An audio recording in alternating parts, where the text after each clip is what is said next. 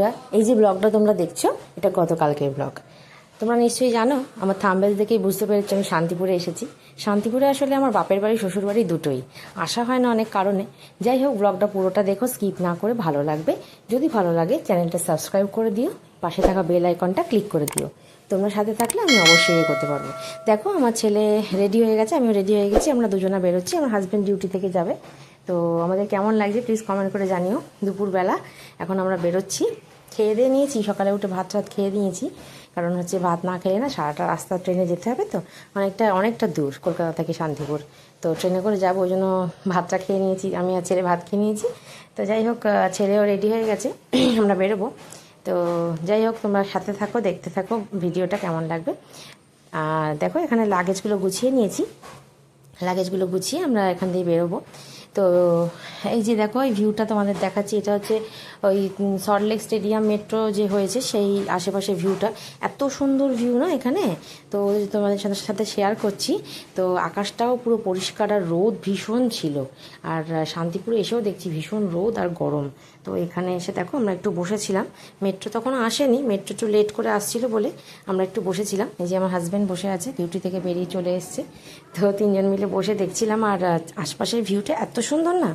তো দেখো, গাড়ি আসছে এখানে নিচে, মানে নিচ দিয়ে যায় গাড়ি বাস সব যায়, আর ওপরে স্টেডিয়াম মেট্রো স্টেশনটা। তো আশপাশের জায়গাটা এত সুন্দর আর পরিষ্কার আবহাওয়া, তো এত ভালো লাগছে। আমরা এখানে একটু রেস্ট করে নিলাম, কারণ আমরা অনেকটা এসেছি। তো সল্টলেক এই মেট্রো স্টেশনে এসে ওখান থেকে দুটো স্টেশন পরেই শিয়ালদা। আমরা আসলে শিয়ালদা হয়ে শান্তিপুর যাব। তো শিয়ালদা হয়ে শান্তিপুর যাবো, সেজন্য লাগেজগুলো নিয়ে এখানে বসে আছি। মেট্রোটা এলে আমরা উঠবো। তো এখানে দেখো, হাজব্যান্ড আর ছেলেও বসে আছে লাগেজ নিয়ে, আর হাজব্যান্ডও সব গোছগাছ করছে, কারণ একসাথে করে যাবো। তো যাই হোক, মেট্রো স্টেশনে কিছুক্ষণ বাদেই মেট্রো ছিল। আমি কোনোদিন এই মেট্রো স্টেশনে আসিনি, তো আমার কাছে এটা নতুন ছিল, এত ভালো লাগছিল।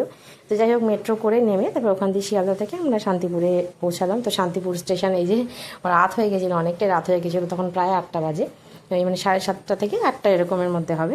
তো যাই হোক, এই যে আমাদের শান্তিপুর, এখানে ভীষণ বিধ্বস্ত হয়ে গেছি গরমে। দেখো, তো শান্তিপুরে এসে দেখো আমার কি অবস্থা হয়েছে। এত গরম না, সারাদিন এই গরমের মধ্যে এসেছি, তো ভীষণ কষ্ট হচ্ছিল।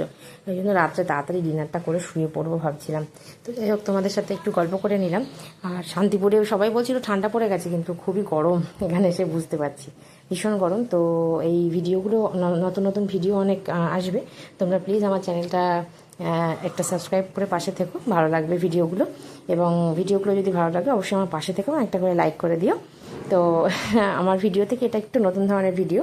তো যাই হোক বন্ধুরা, আজকে এখানেই শেষ করলাম। Thank you, by.